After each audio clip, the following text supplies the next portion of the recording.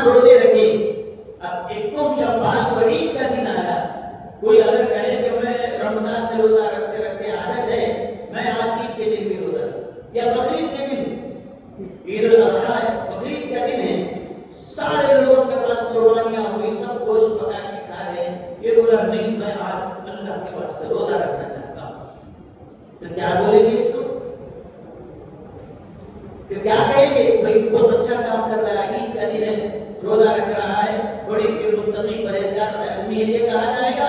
کہا جائے گا نہیں, یہ اللہ کی نعمت کی ناقدری کر رہا ہے.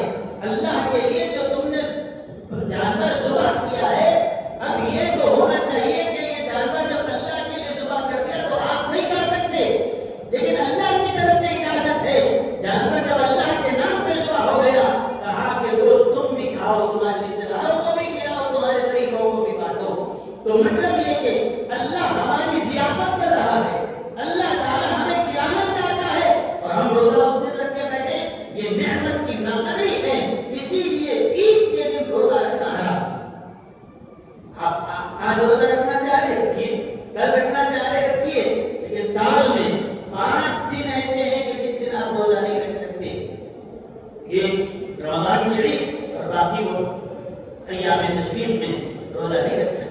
بولے کیوں نہیں رکھ سکتے؟ میں روزہ رکھنا چاہ رہا ہوں, روزے کی بڑی فضیلت آئی ہے, کہا سال بھر میں کب رکھتا رکھ لے, لیکن یہ دن اللہ کی طرف سے ایک ضیافت کا دن ہے, اس دن بھوکا نہیں, ہر ایک کو اللہ کھلانا چاہتا ہے. تو اب یہ اس کا مطلب یہ ہوا, اللہ نے جب آسانیاں پیدا کی ہے تو اس آسانی سے استفادہ کیا جائے. یعنی میں آسانی نہیں, میں مشکل میں جاتا ہوں, یہ کہا جائے. ایسے ہی لوگ ہیں, آپ ان کو کہیں گے یہ تو بے وقوف ہے, یہ تو نادان ہے, احمق ہے. اللہ آسانی پیدا کیا تو اس آسانی سے استفادہ کر لیں. اب میں آپ لوگوں کے سامنے ایسی بھی بات رکھتا ہوں کہ ہم کو کئی ایسے لوگ نظر آتے ہیں کہ جن کا یہ دعویٰ ہے ہم کو کسی امام کی ضرورت نہیں, نہ امام ابو حنیفہ, نہ امام شافعی, نہ امام مالک, نہ امام احمد, ہم ڈائریکٹ خود سے قرآن و حدیث پہ چلیں گے, ہمیں کسی کی تفہیم کی ضرورت نہیں ہے, کسی کو کہ ہم محتاج نہیں. ٹھیک ہے, میں آپ سے عرض کرتا ہوں, حقیقی بات یہ ہے نا کہ ہمارے لیے جو بنیاد ہے, ہمارا جو قانون ہے, ہماری شریعت کا دار و مدار دو چیزوں پر. ہماری شریعت کے احکام کا دار و مدار کس پر ہے؟ دو, ایک کتاب اللہ قرآن کریم, دوسرا سنت رسول حضور صلی اللہ علیہ وسلم کی حدیثیں. قرآن اور حدیث کے دو ہی ہمارے لیے سورس ہے. اسلام کی بنیاد, ہماری شریعت کی پوری بنیاد کس کے اوپر ہے؟ دو ہی, کتاب اللہ, سنت رسول اللہ. قرآن اور حدیث, اس کے علاوہ ہم کہاں سے لائیں؟ کوئی ہمارے لیے کوئی اور مصدر نہیں ہے, ماخذ نہیں ہے, کوئی ہمارا اور سورس نہیں. اب ہم تو جتنی زندگی گزارتا ہے, پیدائش سے لے کے موت تک, اور موت کے بعد اب جیسے آپ لے گئے نہلا دھلا کے اپنی میت کو اپنے رشتے داروں کو لے جا کر دفنایا, قبر کیسی بنانا, کیسے دفنانا, کفن کیسا ہونا, یہ سب کچھ جو کچھ ہم کو پوری زندگی میں کرنا ہے, کہاں سے سیکھنا ہے؟ سورس دو ہی. کیا ہے؟ ایک قرآن, دوسرا حدیث. اب میں آپ سے بڑی آسان انداز سے آپ سے میں سوال کر رہا ہوں. ہماری بنیاد تو قرآن اور حدیث ہے, اس میں کوئی شک نہیں, لیکن اگر مجھے کوئی مسئلہ پیش آ جائے تو میں, اگر وہ چیز میرے لیے جائز ہے تو بھی مجھے قرآن میں اور حدیث میں دیکھنا ہوگا. اگر کوئی چیز کے بارے میں ہم یہ سمجھتے ہیں کہ یہ نہیں کرنا ہے تو اس کو ناجائز اور حرام کہنے کے لیے بھی ہم کو قرآن و حدیث نہیں ڈھونڈنا. ایک صبح سے شام تک کتنے مرحلے آپ کی زندگی میں, ہماری زندگی میں آتے ہیں. کیا ہر مسئلے کا حل نکالنے کے لیے ہم سب کام کاج چھوڑ کر قرآن لے کے بیٹھ جائیں گے؟ کیا یہ عمل ممکن ہے؟ میں اگر کوئی کہتا ہے ممکن ہے تو میں سوال کرتا ہوں, میں کوئی نئی بات نہیں لا رہا ہوں, آپ ذرا یہاں سے وہاں تک نظر دوڑائیے, چند سوالات میں آپ کے سامنے رکھتا ہوں. میں آج میں دیکھ رہا ہوں مسجد کے باہر تربوز کی منڈی ہے، تربوز وہاں پر رکھے ہوئے ہیں۔ میں اگر آپ کے دل میں یہ خیال پیدا ہوا کہ یہ تربوز کھا سکتے یا نہیں کھا سکتے، کھانا چاہ رہا ہوں، جائز ہے یا نہیں، ہمیں کسی کی ضرورت نہیں، ڈائریکٹ اطیعوا اللہ اطیعوا الرسول، قرآن ہونا حدیث ہونا ٹھیک ہے، لیکن اگر آپ ایک تربوز کھانا چاہ رہے ہیں، اب لے کے قرآن پڑھنا شروع کریں۔ سورہ فاتحہ میں ایک تربوز کا ذکر ہے نہیں ہے، سورہ بقرہ پڑھو، آل عمران پڑھو، آپ کیا ایک تربوز کھانے کے لیے 6,500 آیتیں آپ پڑھیں گے؟ خود نکالنے والا کہ یہ کرے گا نہیں؟ اگر پوری قرآن پڑھنے کے بعد اس کو اس کا ذکر نہیں ملا تو قرآن کی آیتیں تو یہ 30 پارے ہے، 114 سورے ہے، 6,000 سے زائد 6,500 سے زائد قرآن کی آیتیں ہیں، اس میں پھر بھی پڑھا جائے گا صبح سے شام تک، پوری پہلے پارے سے 30 پارے تک شاید ڈھونڈ لے، لیکن حدیثوں کو اگر ڈھونڈنا چاہے وہ تو ہزاروں میں نہیں، وہ تو لاکھوں میں، لاکھوں کی تعداد میں حدیث ہے۔ کیا اب وہ ڈھونڈتے بیٹھے گا؟ ایک لاکھ حدیثوں کو اگر پڑھنے کے لیے بیٹھے گا تو صرف ایک تربوز کھانے کے لیے یا 1 لاکھ حدیثوں میں وہ تلاش کر کے بیٹھے گا تو پھر اس کاروبار کون کرے گا؟ کمائے گا کیا؟ زندگی کیسے گزارے گا؟ اس کے بعد آپ میرا آگے آئیے، میں کوئی نئی بات نہیں لا رہا ہوں، ہماری زندگی میں جو صبح شام چیز آتی ہے، آپ مسجد کے دروازے سے یہاں تک آئے، وہاں پر کتنے کبوتر آپ کو نظر آ رہے ہیں؟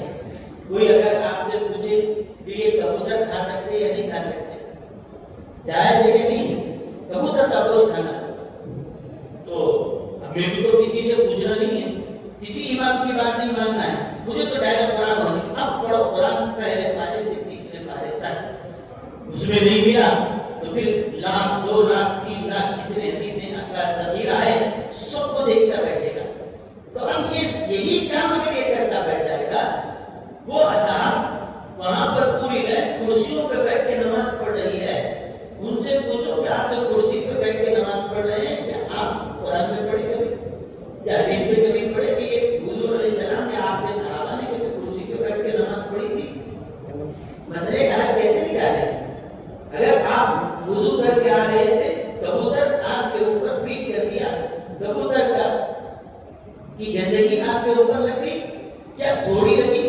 کتنی لگی تو معاف ہے، اور کتنی لگی تو دھونا ضروری ہے؟ کیا ویسے ہی نماز پڑھ لی ہے، بعد میں دیکھے کہ کچھ لگا ہوا تھا کہ نماز لوٹانا ہے یا نہیں لوٹانا ہے؟ یہ اگر آپ کو معلوم کرنا ہے تو کیا آپ ہر آدمی خود سے قرآن لے کے کھول کے بیٹھ جائے یا حدیث کا ذخیرہ لے کے بیٹھے؟ اگر ایک نماز میری ہوئی یا نہیں ہوئی یہ معلوم کرنے کے لیے کتنے سال لگائے گا، کتنے دن اس کے پیچھے لگائے گا ڈھونڈتے ڈھونڈتے؟ ایک نہیں، سب وہ مسائل ایسے ہیں، آپ ذرا صبح سے نکلو شام تک 1000 مسائل تو آپ کے سامنے آ جائیں گے، کیسے حل کریں گے؟ آپ حل کریں گے یا میں اکیلا بیٹھ کے کیسے اس کو حل کروں گا؟ میں آپ سے عرض کرتا ہوں، آپ اگر دیکھیے چائے پیتے ہیں، میں حال میں دیکھا کہ آپ جائیے دکان پہ، آپ کو 25 روپے 30 روپے میں کوئی کافی دے دے گا، چائے کافی آپ کو مل جاتی ہے، لیکن آپ کو معلوم ہے کہ سب سے زیادہ مہنگی کافی کون سی ملتی ہے؟ سب سے مہنگی کافی کون سی ملتی ہے؟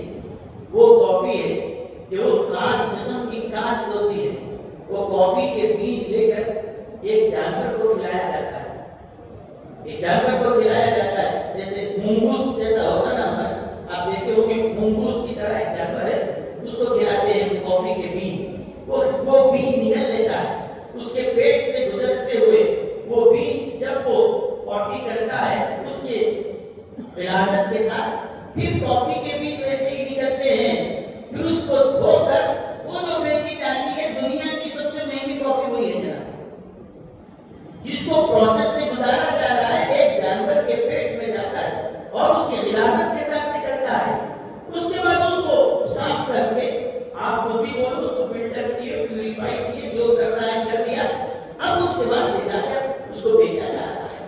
میں پوچھتا ہوں کہ یہ کافی پینا آپ کے لیے حلال ہے یا حرام؟ ہم پی سکتے ہیں؟ میں بحیثیت مسلمان میں تو وہی چیز پیوں گا جو میرے لیے حلال ہے، وہ چیز پیوں گا نہیں پیوں گا جو میرے لیے حرام ہے.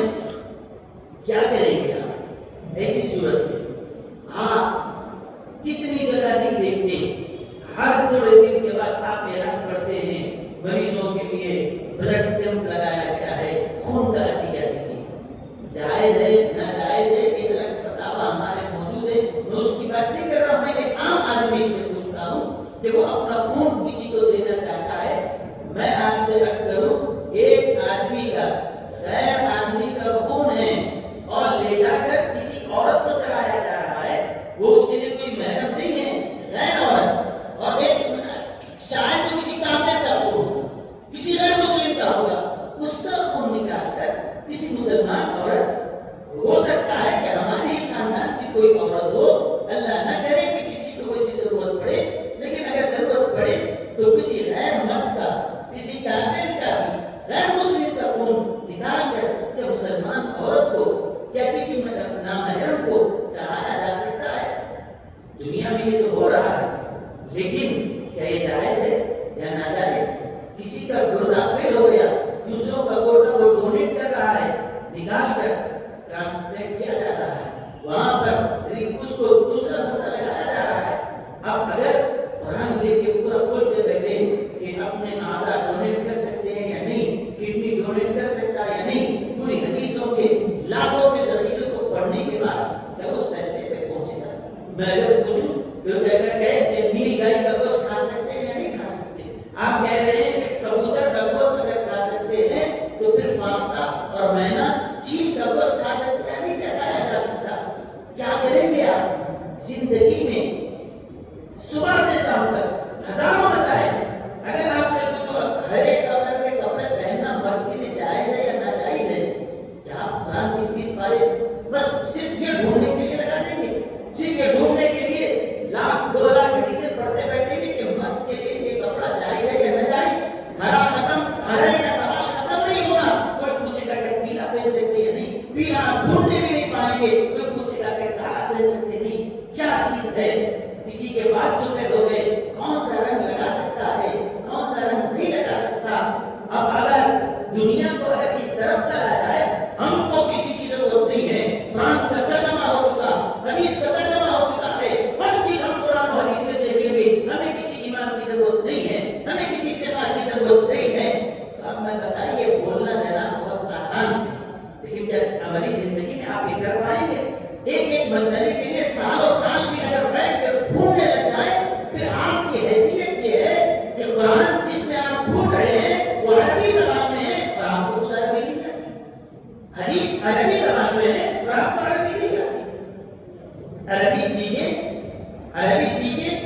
پھر اس کے گرامر سیکھیں اور اس کے باریکیوں کو جانیں، بلاغت پڑھیں، اس کے بعد جا کر کریں. یہ سب لوگوں کو فکرت سے ہٹا کر یہ صرف حماقت کی باتیں ہیں. عملاً زندگی میں یہ چیز ممکن نہیں ہے، نہیں ہو سکتا. اب جب رس زیادہ تر لوگ نماز پڑھتے وہاں تک چلے گئے، وہ پتھروں پہ، میں ابھی وہاں سے آیا دیکھا کہ پورے کبوتروں کی پیٹ ہے. تو کیا وہاں پر کوئی اگر نماز پڑھا تو اس کی نماز ہوتی یا نہیں ہوتی؟ کوئی ہوتی نہیں. آپ زندگی میں کتنے مسائل نہیں دیکھ رہے ہیں. آپ سے میں اگر پوچھوں، قرآن کریم ہم پڑھتے ہیں کہ بغیر وضو قرآن کو چھویا جا سکتا ہے؟ جی ہمارا لگتا ہے جی سکتے نہیں جی سکتے.